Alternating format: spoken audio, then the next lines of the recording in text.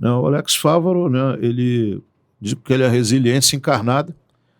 Ele é o vice-presidente da Associação Beneficente Heróis do Rio de Janeiro, né? Hoje candidato a deputado estadual. Nós, como presidente, eu e ele, vice, nós dois atiramos na mesma direção política para ver se um dos dois acerta o tiro. Porque se um dos dois for eleito, a gente consegue ajudar a Associação Beneficente Heróis do Rio de Janeiro a evoluir, né? A não morrer e a crescer. Qual foi o caso do Alex? Conta um pouco para o pessoal entender. Ele servia na UPP Falé Fogueteiro, tá? E receberam uma denúncia de que estava havendo um determinado movimento lá do narcotráfico, e foi lá junto com o grupamento dele tentar resolver isso, né, tentar averiguar, e foi recebido a tiros. Ele tomou a posição de ponta da patrulha porque viu que o outro cara estava indeciso. Pior, esse outro membro, né, de uma equipe que não era nem a dele, mas estava trabalhando junto nesse dia, que ele estava junto com essa outra equipe. O cara colou as placas, que no nosso linguajar o cara congelou, e ele avançou para proteger o cara e foi atingido várias vezes, perdendo completamente o movimento, várias vértebras, né? Acho que é L1, né? Aqui em cima, 2, 3. Hoje ele usa uma proteção, né? Um acréscimo à coluna para manter a integridade, perdeu os movimentos, né, do pescoço para baixo. Além disso, né, uma situação até que eu soube mais recentemente, ele ficou 45 dias internado na UTI após ter sido baleado, ter sido ferido. Teve, em média, 2 infartos por dia. Ou seja, é um cara que sobreviveu a 90 infartos do miocárdio, além dos tiros que acertaram ele. Né? De uma certa forma, vou dizer que ele tem sorte de ter uma esposa extraordinária, que é a Lígia. Ela é enfermeira, e utilizou todo o conhecimento que ela tem de enfermagem no tratamento dele, na manutenção, abandonou o emprego e hoje cuida só dele. Então, quando você fala em Fávaro, você não está falando de uma pessoa só, é um casal. Então, são pessoas extraordinárias. Entendeu? São, assim, a resiliência encarnada. Eu brinco com ele dizendo que ele é a resiliência encarnada. Me faz lembrar o Franklin Delano Roosevelt, né, que foi um presidente norte-americano que ficou paraplégico depois, né? E conduziu os Estados Unidos na Segunda Guerra, até quase o final, quando infelizmente faleceu e assumiu Harry Truman, né? E a esposa dele, extraordinária por essas razões, né? Por cuidar dele, tá sempre junto, né? Assim, ajudando, são os braços e as mãos e as pernas dele, né? Uma figura extraordinária. Pô.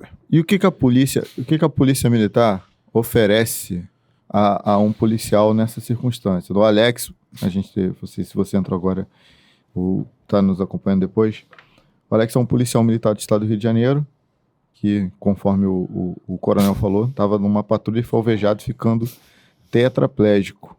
Se você não sabe o que é tetraplégico, é o cara que só movimenta basicamente a cabeça. O que a polícia militar e o estado hoje oferece para um policial militar, até para você que está querendo entrar para a polícia militar do estado do Rio de Janeiro, tá, a promessa de um concurso em breve, para você saber o que te espera do lado de cá, porque vai além dessas fotos, que com as mídias sociais surgem várias fotos, as meninas posando maquiadas, nada contra, tá? Enaltecem a polícia, as meninas posando maquiadas, os rapazes braço tatuado, tal, malhadinho de academia, mas existe um mundo sujo e sombrio por trás disso.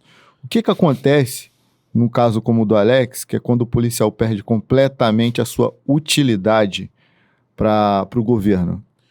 No caso dele, ele superou, né? Porque né, hoje é candidato a político, é vice-presidente da BERJ, é um cara que contribui, tem ideias, discussões, mas a grande maioria, né, eu ouvi isso de um policial militar do Espírito Santo, sargento Adriano Roriz, e descreve o que a maioria dos feridos graves sentem, né? Eles se sentem como um brinquedo quebrado jogado num quarto escuro e a chave jogada fora. Né? Assim, a ideação suicida atinge quase 100%. E ele falou assim que quando ouvia uma sirene da polícia tocando, né, passando na rua, ele parava e ficava olhando pela janela. Sabe que vão parar aqui para conversar comigo? 5 minutos de conversa, trocar uma prosa, né, contar uma história. Então, assim, não oferece muito. Né? Se for em ato de serviço, você ainda tem uma progressão de salários, né? Dois postos ou 2 graduações acima. você ganha pensão integral, mas eu considero que não é o ideal, porque alguém como o Fávaro, né, acabou de citar, e outros tantos, chegaria fácil ao último posto da carreira dele, que no caso que entrou soldado, chegaria a major QOA, mas ele não foi promovido a major QOA, foi promovido a sargento. Então assim, na minha opinião, nós não estamos falando de nenhum oba-oba, não é 10 mil, 20 mil homens, nada disso. São algumas centenas, poucas centenas, de homens que, como o Fávaro, teriam que ter sido promovidos a major QOA, que é o último posto que ele chegaria, se tivesse completado a carreira inteira. Também deveria levar todos os triênios completos, como se tivesse servido 30 anos. E, na minha opinião, além do auxílio invalidez dele, o auxílio invalidez para o parente que abre mão de suas tarefas e emprego para cuidar dele. Também não é nenhuma proposta alucinada, é indenizatório, porque ele não vive sem alguém para ajudá-lo. Então, se ela abriu mão do emprego, a Lígia, nada mais justo do que recebesse o equivalente ao último valor dela aí, né, atualizado, né? Então, o oferecimento não é grande. Você tem, em caso de ser em ato de serviço, isso tem que ser assim, porque infelizmente existem desvios de conduta, né, que fazem com que algumas vezes o policial é baleado, mas ele não foi em ato de serviço. O ato de serviço ele mostra que o cara estava em ação policial mesmo, sem nenhuma dúvida. Então, no caso de um praça, deveria a major QOA. E no caso de um oficial, iria coronel full. E com toda a integralidade dos vencimentos que ele tem. E o que a polícia entregou de fato para ele no final disso? O que ele recebeu de, entre aspas, benefício? Eu não considero um benefício. Entre aspas, o auxílio invalidez, né? A promoção duas graduações acima. Né? O reconhecimento. Hoje, assim, depois que a gente criou o documentário, graças à ajuda da Miriam, né, e do André Kahn, que foi a cineasta, e o cara que financiou e ajudou a gente a pensar isso, começou a haver uma mudança de postura até interna. Então, a ser tratado como herói, a ser considerado. O próprio sargento Adriano Roriz, que veio do Espírito Santo, falou que pela primeira vez ele estava tendo reconhecimento, sendo tratado como herói. Então, assim, isso mudou, está mudando. Autoestima, muda a autoestima, muda muito. Fávaro, quando eu conheci ele... documentário, né? Ele não, o documentário. O Fávaro nem sorria, era um cara carrancudo, sério, vivia irritado, agora não, sorri, brinca, hoje é candidato, né? A gente está fazendo campanhas que, pela nossa inexperiência política, a gente descobriu que tem que fazer campanha separado, porque geme o tempo inteiro não dá, né? Então você tem que andar com um deputado estadual, hora com o federal, ele com outros federais e eu com estaduais. O ideal nosso, se eu fosse um empresário, um cara milionário, era a gente fazer campanha junto o tempo inteiro, né? Independente porque se tivesse recursos abundantes ia ser isso. Mas como eu não tenho como financiar a campanha dele, nem tenho, né, essa dimensão política, nem ele, então a gente separa, vai aqui, vai ali, vai lá.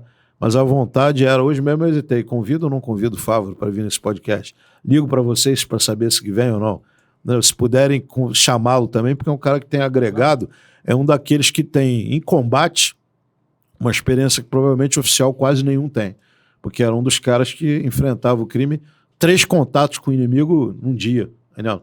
Então são pessoas extraordinárias. Ele, você pode citar o nome, depois eu posso mandar pelo zap para você, mas são caras extraordinários. Ele, um Rafael Cabral, que está em Portugal, talvez esteja ouvindo, um Santa Rosa e outros tantos caras que combateram o inimigo e que vibram até mais do que a gente que está inteiro, né, que está fisicamente andando para lá e para cá. Conhecer esses caras assim, é inspirador, porque os caras são lendas, né? Você anda ao lado de uns caras que, apesar de ter, né, e coloca às vezes os nossos problemas no devido lugar. Às vezes você... Aliás, essa foi um grande divisor de águas para mim quando eu assumi a diretoria de assistência social. A gente acha que tem problema com filho, esposa, conta, dificuldade, começa a ver, não, peraí, o problema é pequenininho perto de outros problemas que a gente vê nesse tipo de realidade.